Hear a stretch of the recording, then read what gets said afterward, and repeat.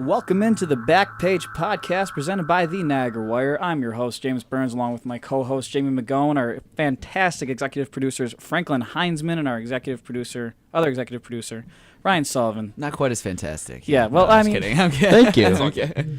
Everybody's doing their best. Today we're talking the NFL offseason, a new over-under segment. But first, it has by definition been mad in the month of March in terms of postseason college basketball.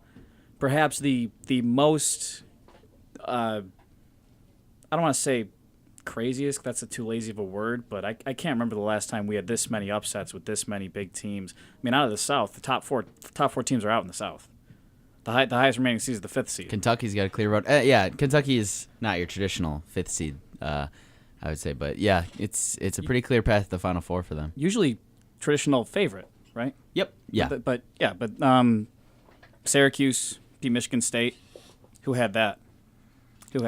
Nope. UMBC. Not UMBC, me. University of Maryland, Baltimore County. Yeah. How many of you had to look up where UMBC was? Oh, I did. Well, if you knew what the name was, then if you could say it was University of Maryland, Baltimore County, like if you heard that, then you'd be like, oh, I just saw UMBC. I just searched for a few minutes before I got. You know, I actually knew about this UMBC team because there's a kid from my hometown that plays for Vermont, and Vermont was supposed to be the favorite in their conference. They played UMBC in their conference final.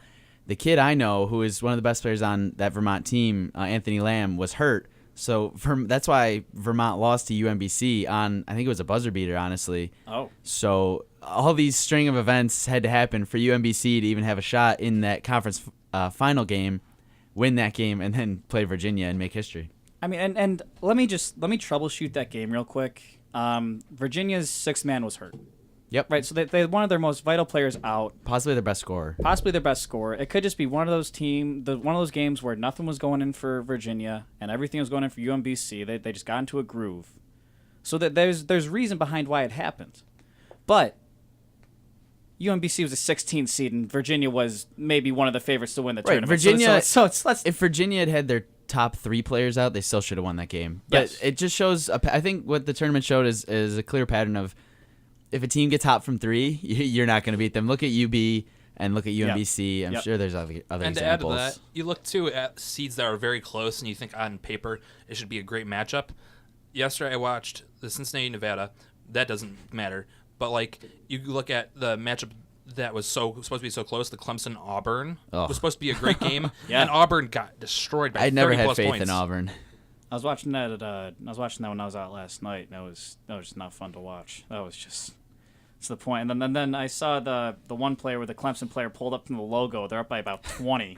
And he just drilled it. It's unnecessary. Disrespect. Yeah, it's like Damian Lillard the other night against Cavs. Get off the floor. That's what he said. Like, get off. That's what he said. Yeah, Damian Lillard against the Cavs, and then that guy from Clemson just said, "All right, well, let's move on to bigger and better things." Syracuse.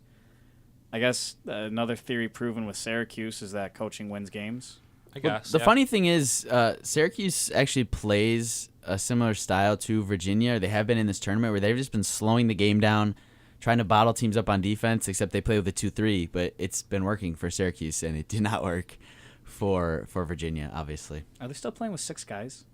Syracuse, are they still playing with 6 guys total on their team? That's ridiculous. That's really? Unbelievable. Yeah, they got a few guys playing 40 minutes a game. Well, someone fouled out last game, so that could be like that scene. Not dangerously close. Could be like that scene in Hoosiers where Jim Boeheim they have to send out 4 and like, oh, you only got 4 out there. Like, I got my team out there. That's the thing with Syracuse; they don't have depth too, and like having. Well, they have 6 guys. They have no depth. Yeah, no depth. And I have a few friends here from Syracuse who are big Syracuse fans, and they're like, this team is trash. Like they could be facing Buff State and lose kind of thing. But then they could play Michigan State and win. It's by all crazy how in accounts this they tournament, shouldn't how have much been can in this change. tournament. Right? Yeah. It was the same. This happened 2 years ago, maybe, where they were in the play-in game, and then they squeaked in, then they made it to the Final Four. And so by those standards, all the Syracuse fans are like, oh, this is justified. It's justified every time we get in the tournament. It's like, you weren't a good team all year. You just happened to be getting hot at the right time. It's like UMBC saying, "Yeah, we belong in the round of 32. Yeah, we totally do. Look, we're one of the best 32 teams in the country." Like, no. Stop. I mean, yeah, 90 times. If UMBC and Virginia played 100 times, I think Virginia would win 99 of those games. Yes. But I think that's UMBC accurate. just happened to get hot from 3 this one game, and it was kind of with the Kentucky UB game. I was kind of hoping this wouldn't happen. Buffalo lost by 20, and I think maybe now, first of all, what would have been the biggest upset of the tournament, Buffalo over Arizona, now will probably be forgotten, honestly, because everyone will be like, what was the highlight of this tournament? It was like, well, the first men's 16 seed to beat a 1 seed. So honestly, UB's great feat, except for fans of UB, is going to be forgotten. Yeah, I agree. And then they lost by 20, so it was like, did they just get hot? And Arizona played terribly? Well, it was by no shortage of offense. It was by no shortage of offense. 95-75, sure. Yeah, so they played their game, but Kentucky's still going down defense. They're much better defensively than Arizona. And they're very dynamic on offense, which, I mean, that answers the almost 100 points in the tournament. So. And to add a thing to this conversation, you put a team that has nothing else to lose and all things to win, like a number 16 seed, a number 11 seed, number 7 seed against top teams that win their whole, win their division. Those teams have everything to lose because they're the number 1 seed and they have everything. The pressure's to on prove. them. Yeah, the pressure's on them. These 16 seeds are like, I'm just happy I got in here. We're here for the ride. We're fun. Nevada, number 17, is my upset team in this whole tournament, and they were picked to lose the number 10 Texas. 60% of brackets had Texas going over Nevada, and they came back from a 15-point deficit. Yeah. And now Cincinnati, number 2 seed, was supposed to just wipe the floor with them, and Nevada came back from 22 points. I watched the whole second half, and they were down by 22, almost 25 at one point, with 13 minutes left, and they just came back and just destroyed. Yeah. Now, Ryan, could you say picking Nevada has been the key to your success in leading the Backpage Podcast's ESPN Tournament Challenge group? Arguably. Probably, right? Yeah. I mean, yeah, probably. It's been just a horrible year for brackets. Mine's maybe at 12% or something. I just want to say about the UMBC UVA game. It was kind of disappointing to me after UMBC knocked off Virginia that they just had such a terrible performance against Kansas State. I mean, they're the first team to score 69 or more points against Virginia on the whole season, and then they only end up scoring 43 points on Kansas State. And it's like, I mean, once you pull off that upset, you have to, and once you've kind of, I don't want to say they didn't ruin the tournament. They knocked out one of the more competitive teams. They made the tournament. They rocked. They made the tournament. Yeah, but now we're getting we got the terrible second round matchup of Kansas State UMBC. Now we're getting Kentucky has an incredibly easy path. I mean, I just think it would have been more fun in the long run to see the best teams play each other. You know what I mean? We get one night of excitement with UMBC, but then we get less competitive, I think, games going forward. So are you saying that upsets are like a damper to the tournament?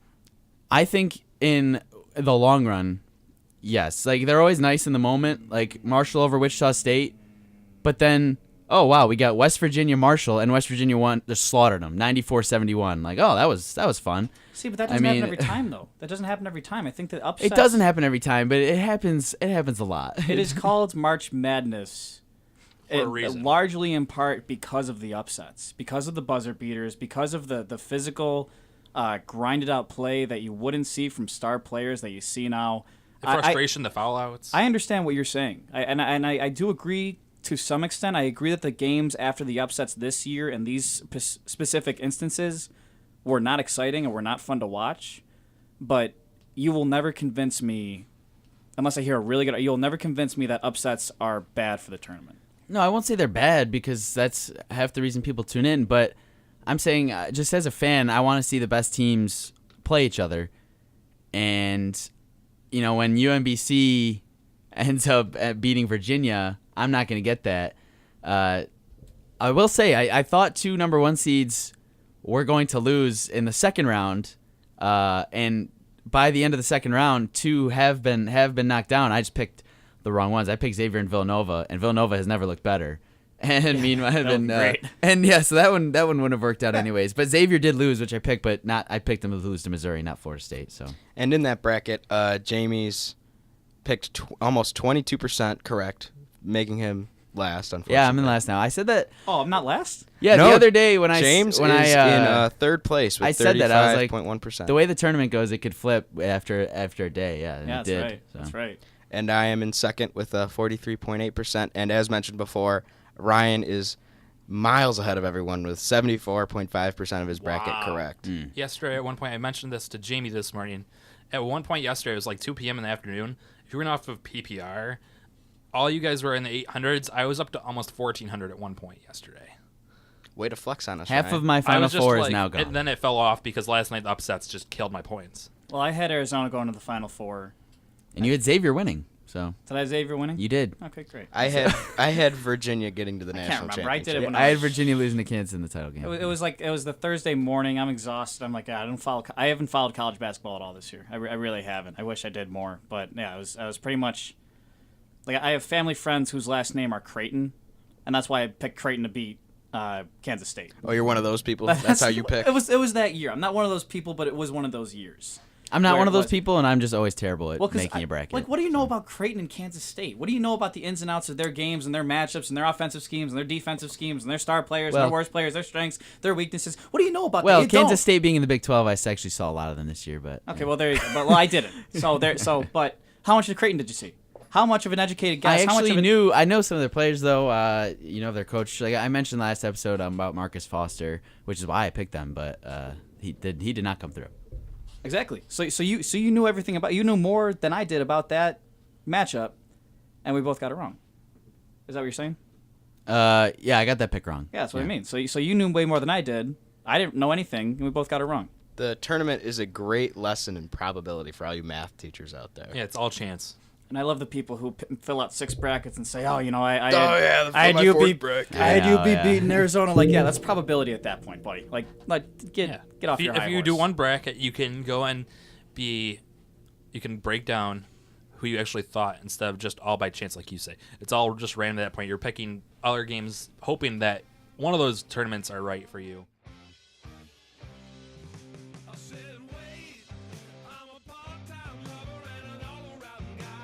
Thank you once again for listening to the Backpage Podcast. Make sure to follow us on Twitter at Backpage Podcast to answer Twitter polls every episode and get notified when an episode goes live. This week's Twitter poll isn't really a Twitter poll. We're going to have you guys tweet us names for a segment that's coming up later in the episode.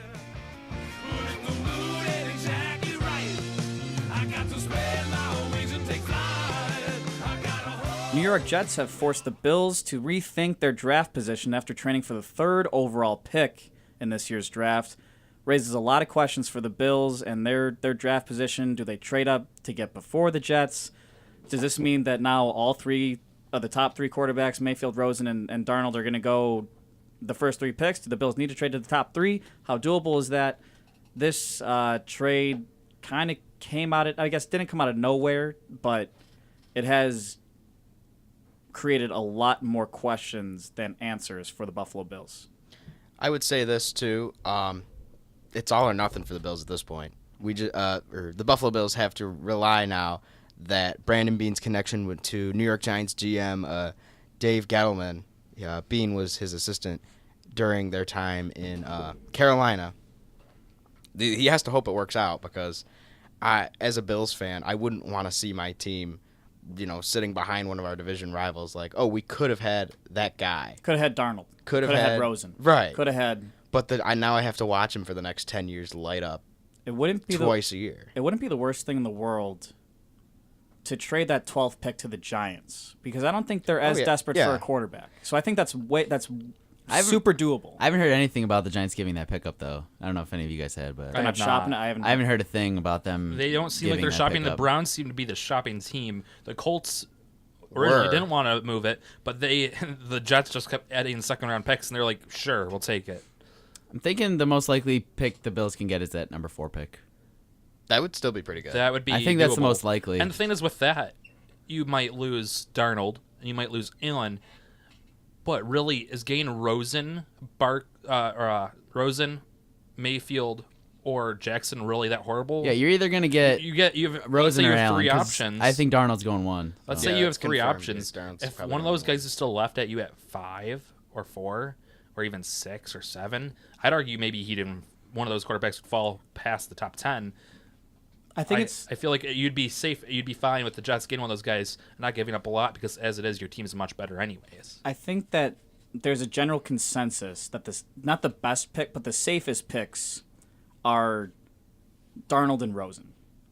And Mayfield is kind of teetering right in between the first and second tier Due to quarterbacks athleticism. due to athleticism. And everyone seems to have a different opinion on Lamar Jackson. Yeah, Lamar Jackson. Is either Michael Vick or the next DJ Manuel. Yes, there's no in between. And then Josh Allen. Allen has the size and the arm to be an NFL quarterback elite like Breeze, but he needs the coaching to get him there and the mechanics on him. Like Rosen's probably the smartest, adjusting to He three is. different Yes. offenses in 3 different He's years. the most NFL ready quarterback. Yes, so I mean that's why I take Rosen over Darnold. Right, I've been saying that for like past Absolutely. 4 or 5 months. Darnold looks more of like a skilled early Joe Flacco, Andy Dalton guy who's Oh my smart God. on his Run for the hills. guy that's smart on his feet. He might not have the best arm or athleticism, but with the right program, he could do something really special. He's got it. That's what the does. consensus is. That's Alright, why wait. he's going number 1. He's got it. Hold on, he can't have it and also be a Joe Flacco, Andy Dalton. We need to find a But you middle see- ground You here. see the first few years of Joe Flacco's career, he got them to the playoffs every single year, basically. He went and they won Super Bowl in 2013. They had great teams, and yes, Joe Flacco's fallen off, but Darnold seems to have more of the consistency than Flacco was lacking. Like peak Joe Flacco, you're Yes, saying. peak Joe Flacco is like what Darnold's Wow. supposed to be and better. So in that case, I'll take Rosen. But I would just, yeah. So after all that, I'll take Rosen. But I would just say the only risk at just getting to 4 for the Bills is, what if the Giants decide to take a quarterback? What if those top 3 guys go? Then they could be gone, and then you're sitting at 4. It's like, well, we probably don't want to waste the 4th pick on Baker Mayfield. What would be the So worst? it- Would it be but the listen worst to thing to this. get Saquon Barkley or like a Bradley Chubb, and then you get rid of Shaq Lawson or Jerry Hughes or move one of the linebacker? yeah, yes, but Le'Veon Bell was then- drafted in the 2nd round. Yes. Yeah, Yes, but it'd be where and then they would be the also worst it's like, thing, yes. all right, we're the same team. Like the Bills had a really good running back, and I mean it got them the first round of the playoffs. But so it's like, okay, let's make sure we still add another really good running back. It's like, what is that? Who's the Patriots running back? Who's the Eagles running back? They lost I can Deion tell Lewis. you- Who's the Vikings We running know back? the I can Eagles. tell you all these guys. Yeah, I mean Eagles Vikings we know. Patriots is a little tougher. I can They tell you have too, Rex but they're not- Burkhead. Patriots is James White, James Brandon White. Bolden. You draft high in the Gillislee. offensive line and your linebackers and your quarterbacks. But you find Le'Veon Bell in the 2nd round because you give him a great line to run behind. You get a great line to run behind. You win a Super Bowl with LeGarrette Blount and Jay Ajayi and can't even think of the guy's name. Corey Clement. And people don't tell me that Jay Ajayi is great because he's not. He didn't have a single touchdown in Miami, so he's not great. I'd say he's like above average because he's not good. So you don't know. So I would say above average is good, right? So Saquon, yeah. so Saquon Barkley, above average and good. He's like an early Eddie Lacy. He's above mediocre. If but- there's any glimmer of hope, Mike Florio of Pro Football Talk wrote an article saying that the Jets are taking a hard look at Bradley Chubb and Saquon Barkley. So if the Bills were to trade up to that number 4 Which would spot, make a lot of sense for the Jets, too, because the quarterbacks that they got this right? year. They just brought in Teddy Bridgewater and Josh. They brought back Josh McCown. And yes, they have Powell, and they also signed Crowell, but having a Barkley there would be nice for a future. I mean, yeah, for that, I guess it's fine if you have your quarterback situation figured out. Me personally, even despite the success with Ezekiel Elliott and Leonard Fournette, I still think that you can get a great running back and, later in the draft. Yeah, there's a lot of good running backs in this draft, too, like Grice. is one of those See guys. Alvin Kamara, see Kareem Hunt, see who else? A lot of Anyways, guys. yeah, a lot of guys. So I really think that running backs are much more replaceable than people make them out to be. But I think that a quarterback is not someone, unless you scout a guy and you feel great about him, unless you're the Patriots who can find a diamond in the rough like nobody's business, like Tom Brady or Jimmy Garoppolo. You've got to draft a quarterback high. You got to be safe with it because there aren't a lot of guys, not only in the NFL but in the world, who can find an all-class talent where nobody else can. Like the Packers, who found Aaron Rodgers, and I don't know when he was drafted, late first round. Mm-hmm. Yes. He wasn't drafted in the top 3. I think he's drafted like 20th. Yeah, something like that. So I don't know. And the draft is, and this is the most I've ever paid attention to the draft, and we're over I a month love away I still. love the draft. Every year it gets me 26th of so April. fired up. I like Bill Burr's bit about why would you watch a draft? Just read it the next day. It'll take 5 minutes. He never understood why people watch the draft. I get why people do, and it is fun. I guess it's fun to have a party. I'm not watching it and listening to everything people say. I like to know what happens first. And You also see, seeing the that's so whole me. roller coaster that is the draft. That's why I watch it personally. It's Just fun for when- the Just fun reacting theatrics. in the moment. fun when trades happen. It's fun when it's fun because I think we as people like to have it first. We like to have it as soon as possible, and whatever it is, whether it's a draft pick knowledge or whether we want to have it as soon as possible. So I also think the whole aspect of going to the draft would be more appealing than watching it. If you're going to the draft, it's more of an experience and an event than you're just watching it. yeah, I agree with that. Yeah, it's like going to a sporting event. Like you'd rather go to the sporting event, depending on your seats, than watch. I was it on gonna TV. say, yeah, that's a with how good TVs are. Sorry, Frank. Then, yeah. Yeah, would you guys say that the NFL draft is the most hyped up draft, or the draft that the people get the most excited to watch and to like follow and to like, digest? I think it depends on area. I think you can make the same argument for the NBA. Yeah, NBA But is up there. it's definitely more hyped up than baseball or hockey. Baseball, no one will watch. Yeah, Right. baseball is How long is baseball? Baseball takes so 30 long. some rounds. so many rounds. And it's in the middle of the You season. You can sit there for hours. It's like a 6-7 hour event. It's at in least. June. It's right in the middle of the season. It's not in the off season because they want kids to finish school. See that? So- I'll read the next day. Yeah, and That'll read the next. and Because there's a lot with- to read. And with NBA, I think the thing is there's a ton of recognizable names. There's 2 rounds, so you probably know almost every player except for some of the European guys. They're getting drafted. NFL, once it gets into a few of the later rounds, it's some more obscure names that you may not recognize. But so. the NBA, there's a lot less people, and just there's more mental capacity to remember 60 names instead of 270. Right. Or over 270, right? It's over 270 because there's more than 30 teams in 7 Right. rounds. So And you got the compensatory picks too thrown in there. And then NHL's kind of the middle ground. There's those guys, but it depends on the year. NHL's very dependent on the year and the kind of players coming in. We also live in the Hockey Northeast. Center, yeah. We also live in the Northeast. They're not getting like this in Phoenix. See, No. here's a hot take. Yeah. I think the NHL draft is the worst draft out of the 4 major sports drafts that we've been talking about because Based on what? the guys that you see get drafted, like, let's say this year, 2 of the guys could play now on the NHL team. And from there on, all of the guys get put back into their junior team or their European team that they come from, or So they go back to and college. it's That's the just longest dependent process.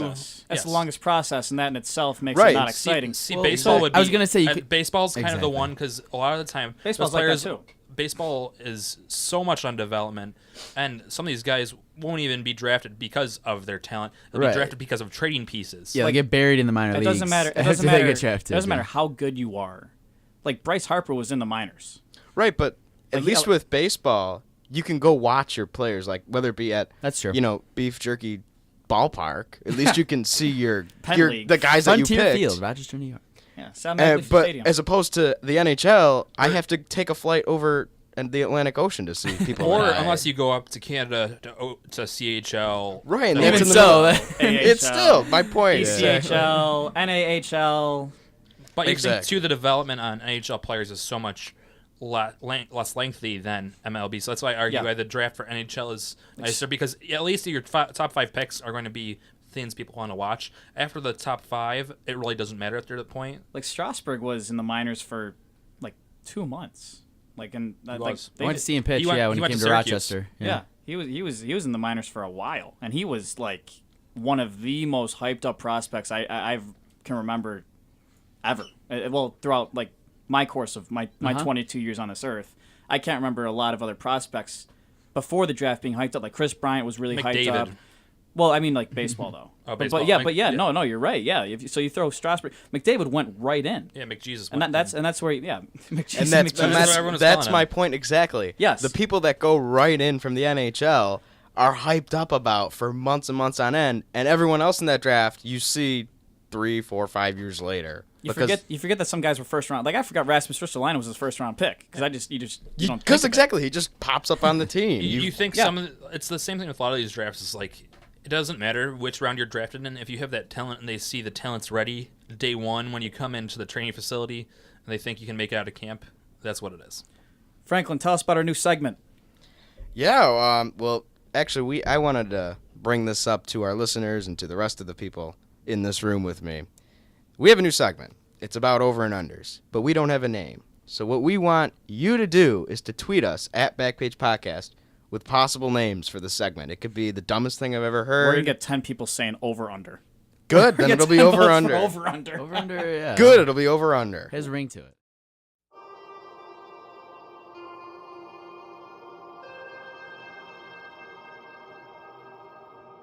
Subscribe to the Backpage Podcast on YouTube and SoundCloud.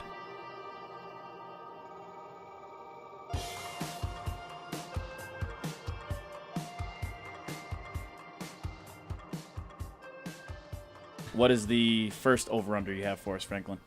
So, Ndamukong Suh is currently a free agent, and he's looking at a couple teams, namely the Saints, the Titans, and I know he's going to go visit the Rams. Yep. Over under 5.5 for his sack total next season on whatever team he ends up on. I think the Rams will be less because he's got to share the load with Aaron Donald. Anywhere else, I give him 6 or 7. I would actually think maybe he might have a better shot with the Rams because he can't get doubled. There's got to be so much attention to Donald that he then may have more opportunities, in my opinion. I think no matter where he goes, he'll have over 5.5. I think just based on his skill, even with Miami, he was really close to that number each year. The Rams just brought back Dominique Easley as right end, and so having that push, and they'll probably draft defensive end. That's kind of where they're looking at the draft. You think if Suh goes there next to Donald, having Easley and Donald, two huge guys on the edge, one of those guys is going to break through. So Suh has to even have half of a sack half the time. So I'd say over. You see, I'm going to go under because the last 3 seasons he's had 6 sacks, 5 sacks, and 4.5 sacks. And that was on a bad or not a great Miami team. And now he's going to go to either the Saints, which has a really good defensive line, the Titans that's got Jarrell Casey, so he'd be the number 2 defensive tackle. And what was the other team? The Rams, who have Aaron Donald, the best defensive lineman in all of football. Well, right. So when you argue that with Miami, all the attention could be paid to him, and now with these other teams, it couldn't be the case? I would say that they're going to try to block them evenly. Right. So he can't be double teamed. Like he probably was neither in of them are gonna Miami. be double teamed. Yeah, exactly. Yeah, that's what I'm saying. Like he's going to pose a threat in that none of them are going to get double teamed. So they're going to put one lineman on Donald, and for the argument's sake, I'll use the Rams. But they're going to put Donald and Suh on the line, right? And they're going to send one guy to block him. And Donald, being the best defensive lineman, is going to, beat his guy. Now that they can't double team because they pose such a double threat, Donald is going to get more sacks, and Suh is going to. Yeah, I would just argue he has a better shot at more sacks if he's just single covers than double. That's my argument. That Division 2 has really weak offensive lines. Seahawks have one of the offensive lines in the league. Yeah, you think the 49ers, even though they just brought in Weston Richburg, still work in progress. They still Still are not work in great. prospects. You think the Cardinals are not a horrible offensive line, but still they're getting older with Mike Iupati and Valdahir. Franklin, what do you got next? Alrighty, over on our. This one's about UMBC. We touched on them a little bit earlier. Yeah. So they got to the tournament with 24 wins. Over or under 24 wins next year. I'm trying to look up their roster, see how many seniors they I was have. going to say, it depends on the seniors. I'll say over. I'll give them over. I'll say under just based off no knowledge of them. As will I. I'm looking for their. I just kind of wanted to I'll give give 'em- UMBC another shout out. I Under. I think they'll carry that motivation into next season. I'll take them having a better year than this year after this postseason. It looks like That's they have my a trade. lot of underclassmen, but their 2 best players will be leaving. So I'll go under. What do you got next? Yeah, all right. Last over and under in the segment that doesn't have a name. Ilya Kovalchuk. Remember him? He has made it known that he wants to come back to the NHL after 5 years of playing in the KHL in Russia. So over under 2.5 teams interested in Ilya Kovalchuk. How old is he? I was about to ask that. He's late 30s because Oof. when he signed his contract, his huge one with the Devils, he was 31, and they said when he was going to be done with the contract, he's going to be like 39, and so he has to be like 36 right now. 34. Am I crazy, or was that like a 17-year deal? What was 10 years? It was 12, declined by the 13? league. I don't know. It was declined by the league originally, Okay. and because it was such high money and years, and they end up agreeing on roughly kind of like what Patty Kane or Jonathan Taves get, like a 10-year, 10 million per, but it was a whole lot more of that with bonuses, so it ended up being like a 9-year, 147 million contract. 34 years old? 34. I'll say over. Yeah, I'd go I'll over. say over. I'd Yeah. go over because it's just based off of interest. You think guy who is the all-time leading scorer in points on the Thrashers, and a guy who still poses a threat for Putin's all-star team on Russia. I was like, wait, what? Putin. You think that his sets, like just his skill set alone, will have interest. I would say, if you're going to team specifically, you have to at least think off the bat: Chicago, Pittsburgh, Washington, and going back to the Devils, even because Devils are a good team. You think all of these former teams, even the Jets, would think about it at this point. Who won the gold for hockey in the Winter Olympics? I couldn't even End tell up you. being Russia. It was Russia? Okay, that's why I was asking. And it was Yeah, I all thought that. handpicked. All the players were handpicked by Putin, basically, to go in. Should be and a then- GM, I guess. And also, if he in- ever With stops Vladimir Putin. after his 12th term as president and you as think Russia. this too, that team that you saw, what were they considered? Like with their name in this in the Olympics? The No idea. OAR. the team full of OAR. Russians that isn't They went- technically Oh, the Russia. Catholics there were Russia? the jokes Yes. about the band. They went yeah. and this team who we saw How win the many gold, times can I that beg team for a is actually a team in the KHL. That entire team for OAR was actual team in the KHL because Putin put them all on this one thing, and they lost a game before, and Putin changed the score so they'd win. Incredible. This is a story I went and I heard on WGR the one day, I'm pretty sure. So for my over-under, I'm going to take under. I could see a team bringing him in like a Brian Gianta on like a half-year contract, but not every contender is willing to just give out half-year contracts, especially to someone that hasn't played against NHL competition in 5 years.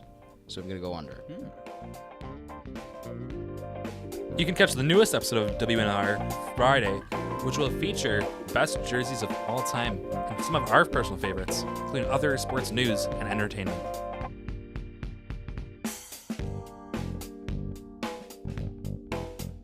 All right, next segment.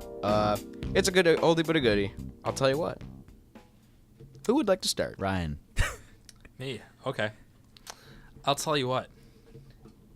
Though Tommy Tatar, who is the right wing that the Vegas Golden Knights went acquired this year for a first, second, third round pick, even though he's having a dumpster fire of a career with the Golden Knights right now, he is a -7 with 1 goal, 1 assist in 11 games, and they went in that time period have gone 5-5-1, with prior to the deadline going 8-4-1. His play on this team has been awful, but though there's that stat, next year with new line mates, new teammates, a new face of this franchise, I think he will put up 75% production compared to what he's up to right now. Okay. Gotcha. All right. So I'll tell you what kind of stems off of something we talked about last episode with if Manny Machado was going to go to the Yankees or not. So I'll tell you what, I think either Manny Machado or Bryce Harper end up with the Phillies. Ooh. Yeah, so I think I like the Harper they're a to the young, Phillies pick. they're a young What's team. your reasoning behind that? Yeah. Well, they're a young team, and so I think they'll show progression this year. They have Arrieta. They're going to have Aaronola. They have is it Vasquez, who started off really hot last season and cooled down towards the end, but they have Maikel Franco, Odubel Herrera. I'm a big fan of Reese Hoskins. Who's the guy they got from the Braves that's third baseman? I do not remember. Yeah, but, I was just but going they to have- ask, who's their third baseman and the shortstop? Who's he's like good. their best Oh, they player have right J.P. now? Crawford, but he's been No, not struggling him. in the minors at short. No, not And him. you would make an exception for Manny Machado, honestly. But And you think this team too, they were dominant in 2010, 2011, all those years. They had a lot of money then. They still have that much money now, if not more, but they haven't spent it. That's Right. the thing. They They got have money to enough burn. money to grab both.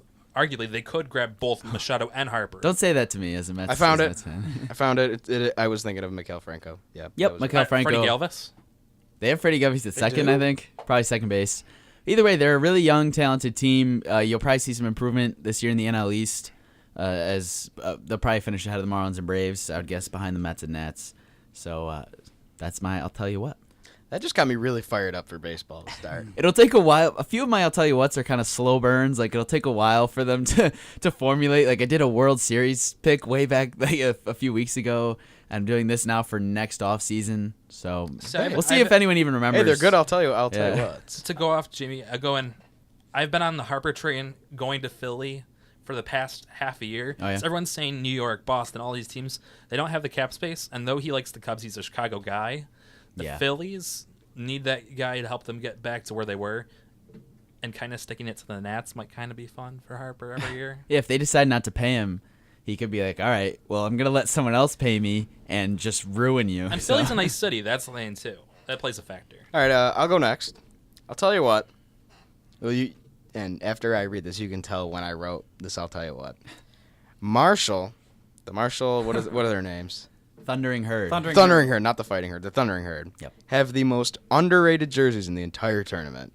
I love the solid green with the cursive writing. I don't know, maybe it stems from my love of the Hartford Whalers uniforms, but man, they looked good getting Nevada smoked has a last similar cursive writing.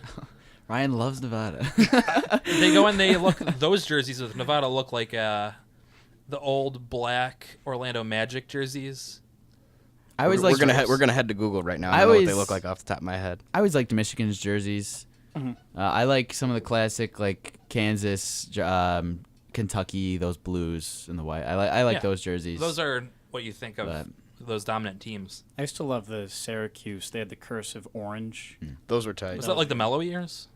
Yeah. Yes. Yes. Oh, yeah. Yep. Yeah, I like those a lot. I'm partial to anything that looks vintage or old school because I just think that a lot of times when people try to upgrade a uniform or modernize a uniform, they just butcher it and they try Sort too of hard. like how the Tampa Bay Buccaneers changed their numbers to look like alarm clock numbers. Yes, absolutely. And how I don't hate that. The Miami, don't hate it. I don't hate it. The Miami Dolphins logo within the past few years look like the SeaWorld's promotion. Yes. Like the old one with like where it had the face and the helmet on it. Yep.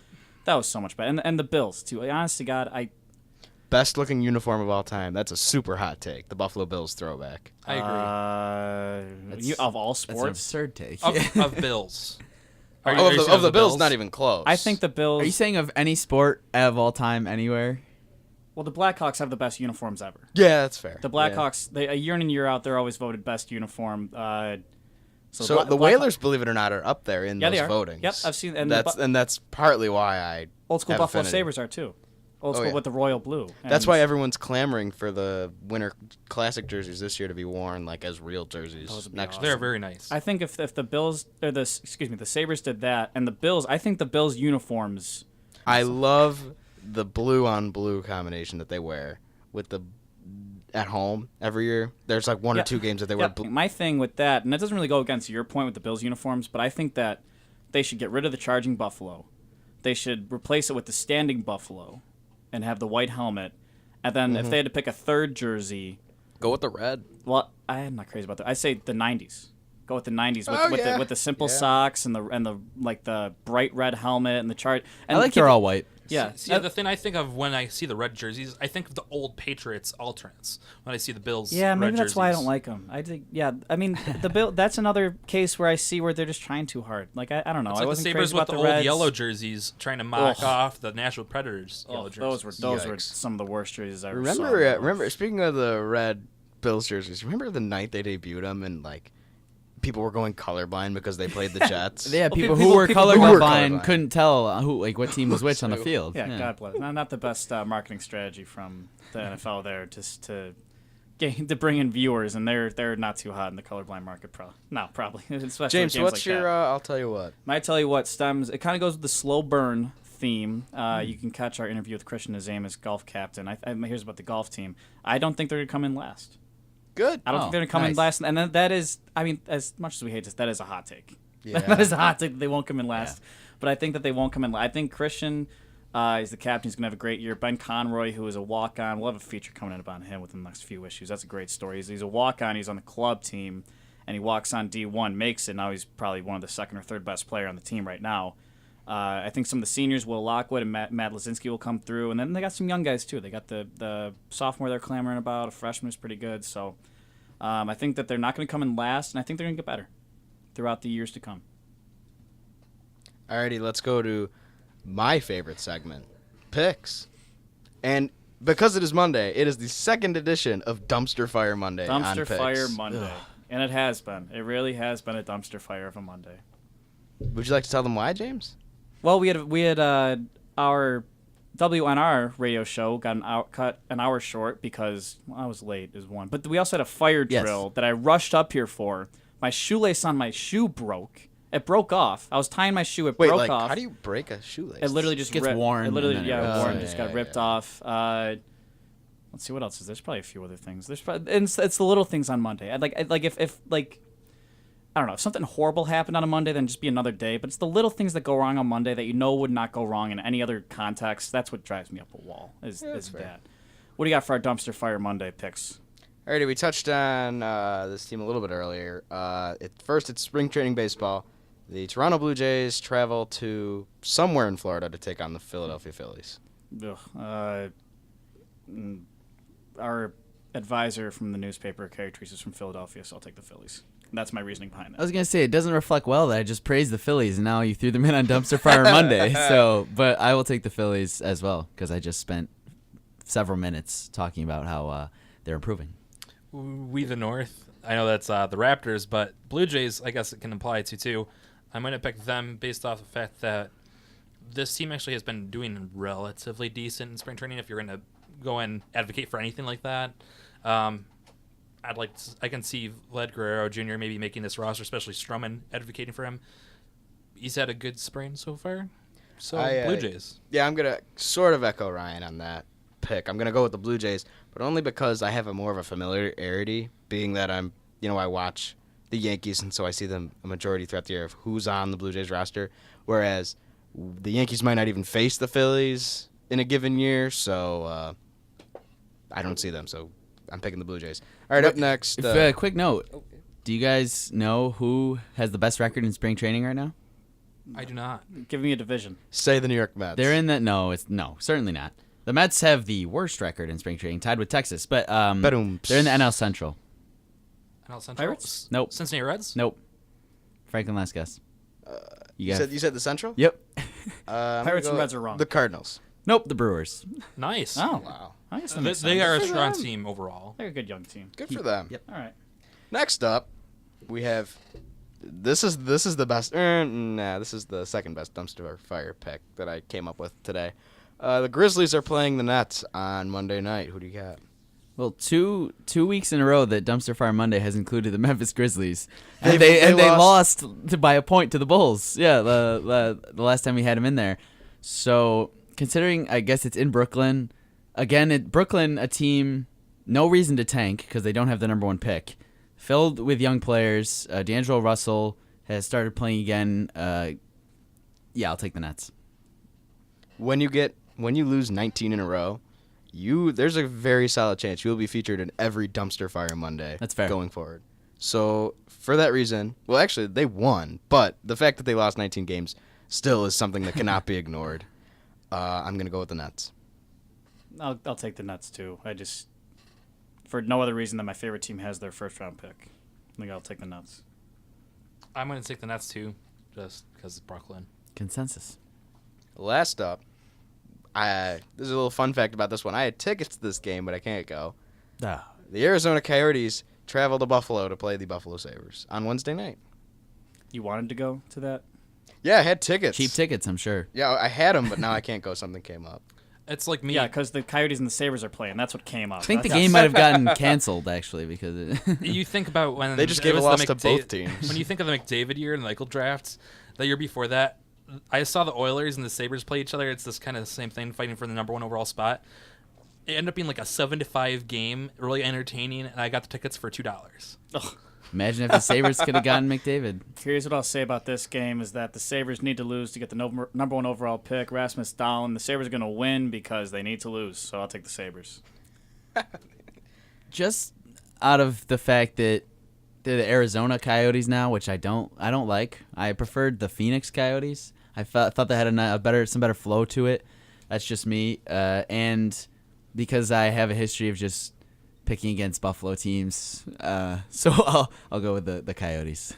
I'm going to surprise, even though Eichel's back and the Sabres are still I still argue they're a competitive team. I think Darcy Kemper on Toronto are actually doing really good as goaltenders in a bottom seed team in the league. I'm going to go with the Coyotes on this one. Ryan, you were doing so good. You were gonna get to you're at 500. It was a very slow climb to 500, and now you go and pick the Coyotes. I should have let Ryan go first, so that instead of me saying all that stuff about just Arizona and their name, I could have just been like, for all the reasons Ryan stated, I'll take the Coyotes. But yeah, I'm pretty sure in the flurry of us talking about this game, the Phoenix Coyotes were brought up, not the Arizona Coyotes. So they are Arizona now, right? Yeah, they are. All right, that's They're still Phoenix. Right, but to your point, like they're still Phoenix. Just like Coca-Cola Field is still Duntire Park. Exactly. And the first Niagara Center, KeyBank Center, whatever it is still the HSBC Arena. I've never heard of The Coca-Cola Ralph. Field referred to as Duntire Park, but I'm not from Buffalo. that's- New Era yeah, there you Field go. is still Ralph Wilson Stadium. It's still the Ralph. I'll never call it the Cap or the New Era Field. For whatever older it's called. fans- And for older fans, it's definitely the It's Ralph. definitely the Ralph, and always then be. even before that, the Rock Pile. Oh yeah. Ooh. Yeah, right. That's a good one too. But all my friends, I've never heard anybody call it the Ralph or excuse me, I never heard anybody call it the Cap. And I'm 20, and I got friends who are 20, and they're. It's the Ralph. That's the Ralph. And that has been it for this episode of the Backpage Podcast. You can follow along on YouTube and SoundCloud, along with WNR Wire News Radio on SoundCloud. This has been another episode. Thank you for tuning in. Catch us on Friday. We have a brand new episode for you. Thank you for tuning in.